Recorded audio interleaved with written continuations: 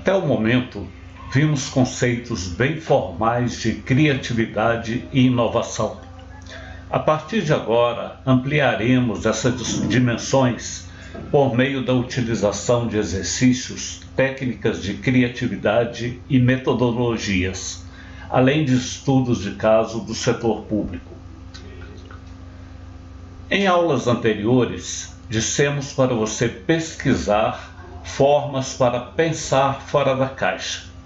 Na realidade, a maioria dos especialistas afirma que a criatividade não é um dom.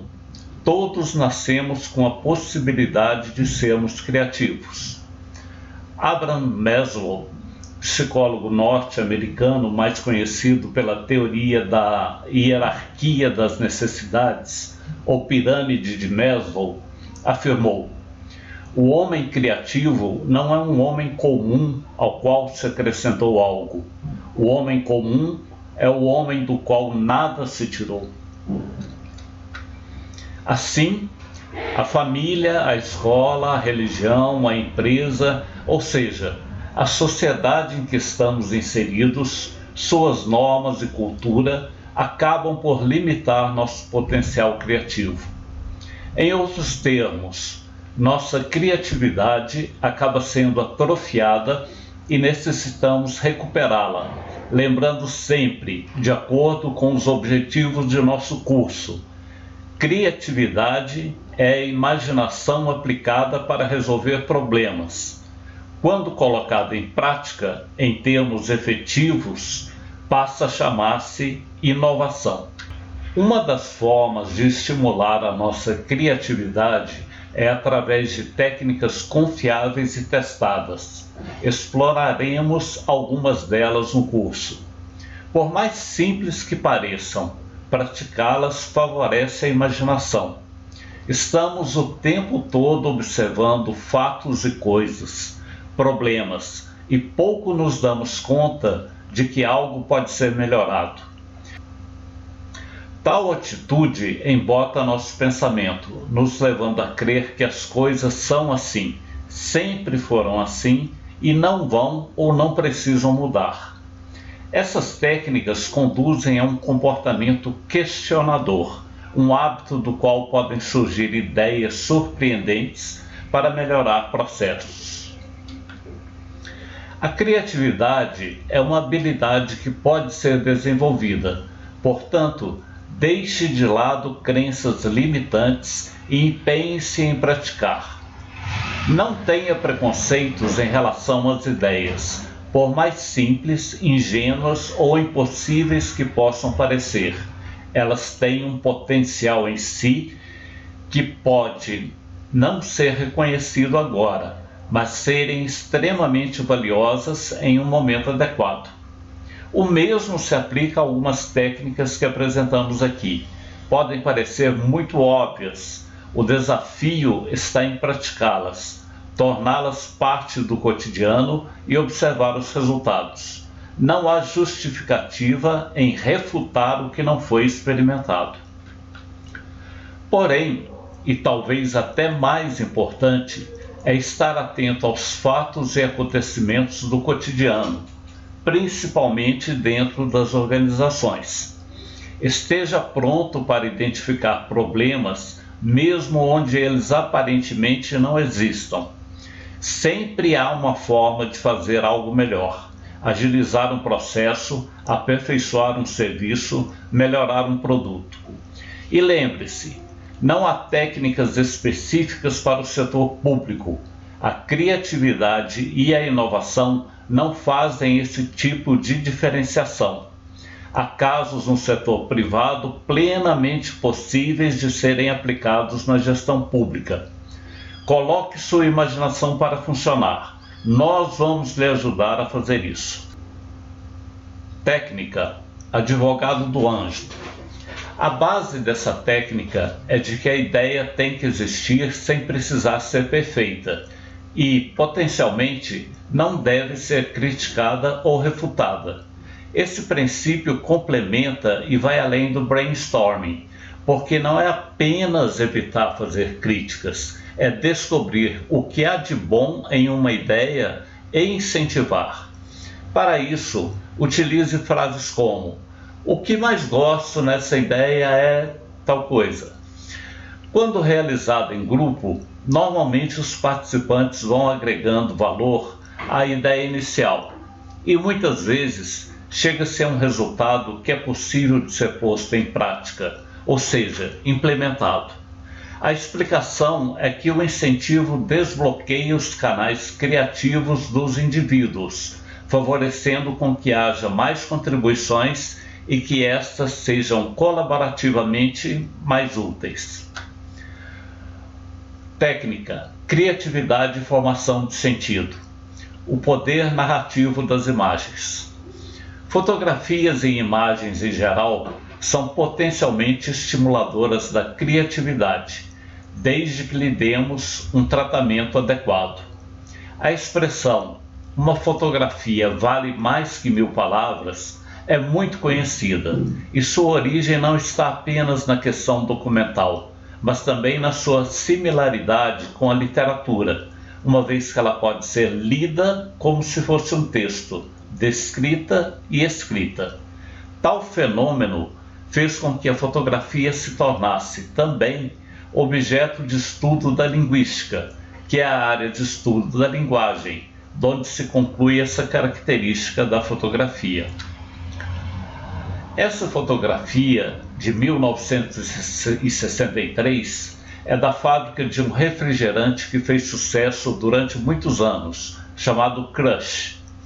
O desafio é extrair dessa imagem todos os elementos linguísticos que lhe deem significado.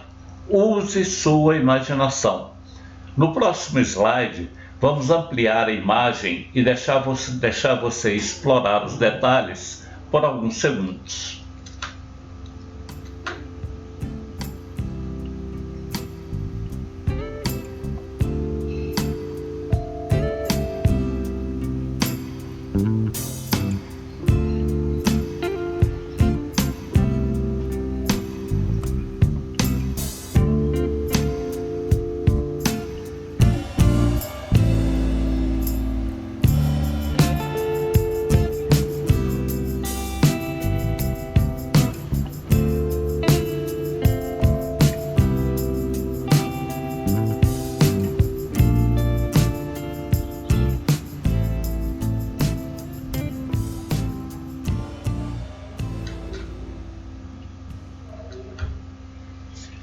Há várias coisas que podemos inferir dessa imagem para a formação de sentido.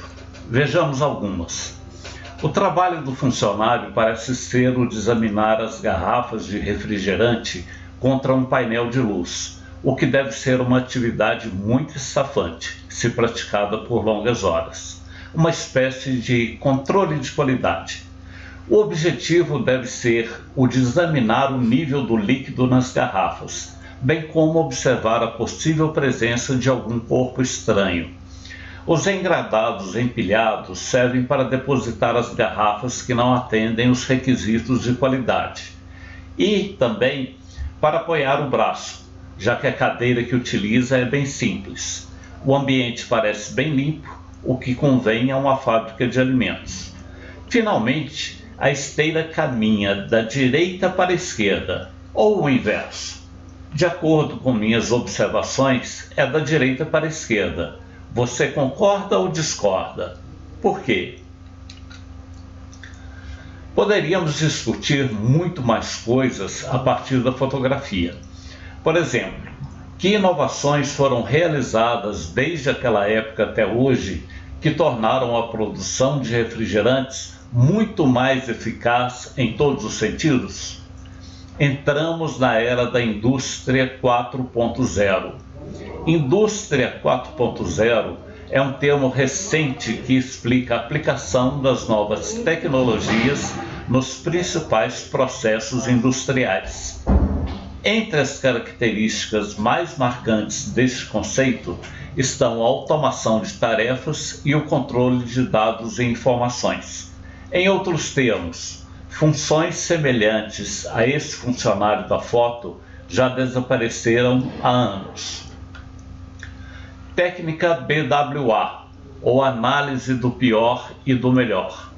O Dr. Ben Carson é um reconhecido neurocirurgião norte-americano e autor do livro Risco Calculado.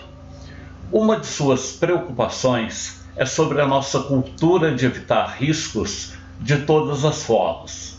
O problema é que não existe criatividade e inovação sem correr riscos. Para criar algo novo, é necessário arriscar. Muitas vezes deixamos de expor uma opinião ou uma ideia porque tememos sobre nossa reputação profissional ou mesmo pessoal, e com isso muitas inovações se perdem. O método, originalmente criado para avaliar cirurgias, tem sido aplicado de forma útil na área de negócios para avaliar os riscos de se implementar mudanças inovadoras. 4 perguntas simples ajudam a avaliar qualquer risco. Qual a melhor coisa que poderia acontecer se corrermos o risco? Qual a pior coisa que poderia acontecer se corrermos o risco? Qual a melhor coisa que poderia acontecer se não corrermos o risco? Qual é a pior coisa que poderia acontecer se não corrermos o risco? É importante observar que essa é uma técnica que tem por objetivo tornar mais claro a resolução de um problema por meio de uma intervenção que não foi experimentada antes. Problemas complexos exigem estudos e pareceres de especialistas antes de se realizar mudanças em processos ou sistemas, principalmente os que afetam diretamente as pessoas. Nate Kamen criou um diagrama de 4 caixas muito útil para utilizar a técnica. Vejamos um exemplo. Suponhamos que minha dúvida seja: devo deixar meu emprego e criar meu próprio negócio? Então, utilizando essa matriz, vamos colocar as 4 situações.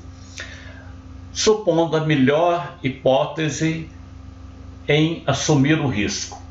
Com a experiência que tenho na área, as chances de sucesso são muito grandes. Poderei ganhar muito mais trabalhando por conta própria. Terei mais tempo de lazer para mim e para minha família. Melhor hipótese se eu não assumir o risco. Se já trabalhei vários anos em algo que não aprecio, posso tentar mudar minha mentalidade e focar no que é de bom no meu trabalho. Também posso tentar mudar de área. Qual seria a pior hipótese caso eu assuma o risco? Se o negócio não der certo, terei que procurar outro emprego. Apesar de minha experiência, pode ser que isso demore a acontecer. E qual seria, finalmente, a pior hipótese se eu não assumir o risco? Serei obrigado a continuar fazendo uma coisa que não gosto, e isso piora a minha qualidade de vida. Técnica dos 6 chapéus. A técnica dos 6 chapéus foi criada por Edward de Bono, escritor, psicólogo e professor da Universidade de Oxford. É conhecido por suas pesquisas sobre pensamento lateral e habilidades de exploração. A técnica permite que você saia do seu estilo de pensamento habitual e passe a observar as coisas de várias perspectivas diferentes, obtendo uma visão mais detalhada da sua situação, considerando um problema sob diferentes ângulos que não somente o racional. Por exemplo, você pode vê-lo de um ponto de vista emocional, intuitivo, criativo ou de gerenciamento de riscos. Não considerar essas perspectivas pode levá-lo a subestimar a resistência das pessoas aos seus planos, deixar de dar saltos criativos ou ignorar a necessidade de planos de contingência essenciais. A técnica dos 6 chapéus pode ser utilizada tanto individualmente quanto em grupo. A vantagem do grupo é que diferentes tipos de pensamento podem ser confrontados, o que é muito saudável na busca de soluções. Cada chapéu representa um estilo de pensamento diferente e você deve se esforçar para permanecer dentro dele. A seguir, temos a descrição de cada um.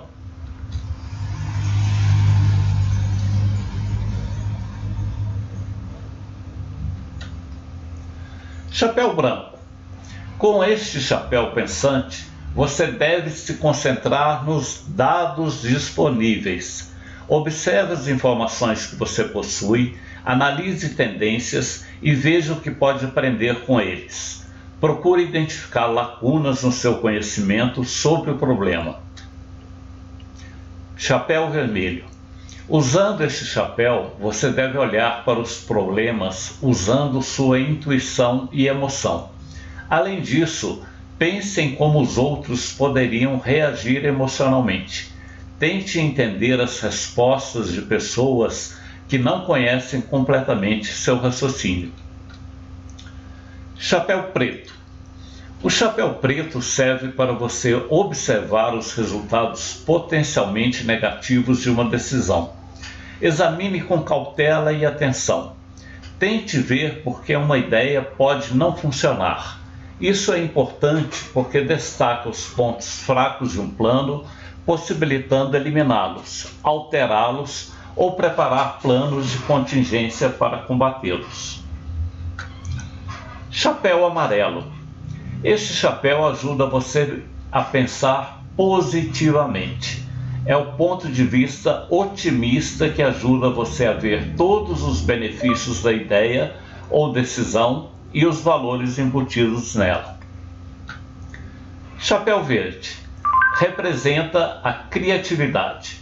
É nesse momento que você desenvolve soluções criativas para um problema. É uma maneira de pensar livre, sem censuras ou julgamentos antecipados. Chapéu azul.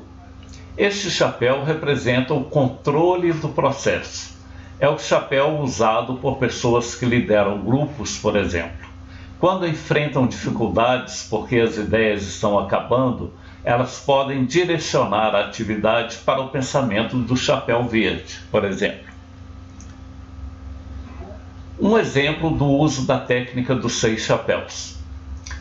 Suponha que os diretores de um tribunal de justiça estadual estão considerando se devem construir um novo prédio de escritórios.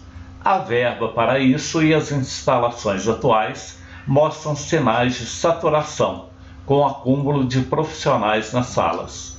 Como parte de seu processo de tomada de decisão, eles adotaram a técnica dos 6 chapéus. Usando o chapéu branco, eles analisam os dados que possuem. É possível ver a superlotação nas salas e eles calculam que, quando um novo bloco de escritórios for concluído, o espaço existente será muito amplo. Eles também observam que a tendência do orçamento para obras para os próximos anos é se manter ou aumentar. Pensando com o chapéu vermelho, alguns diretores dizem que o edifício proposto parece feio e sombrio. Eles temem que as pessoas achem um local opressivo ou pouco inspirador para se trabalhar. Quando pensam com o chapéu preto, se perguntam se é o momento certo para este investimento. Apesar da superlotação, a produtividade dos servidores continua alta. Se o edifício não for atraente, temem que a produtividade tenda a cair. Usando o chapéu amarelo, no entanto, os diretores sabem que, se os servidores gostarem do novo prédio, a produtividade poderá até aumentar, além do maior conforto devido aos espaços amplos. Com o pensamento do chapéu verde, eles consideram se devem redesenhar o prédio para torná-lo mais atraente. Talvez eles pudessem investir dinheiro em móveis mais confortáveis e melhores canais de comunicação. O líder do grupo usa o chapéu azul para manter a discussão em movimento e as ideias fluindo, incentivando os outros diretores a alternar seu pensamento entre as diferentes perspectivas. Depois de examinar suas opções sobre vários pontos de vista e debaterem, os diretores têm uma imagem muito mais detalhada dos possíveis resultados e podem tomar suas decisões em conformidade. Obrigado pela atenção, nos encontraremos nos próximos vídeos. Até breve.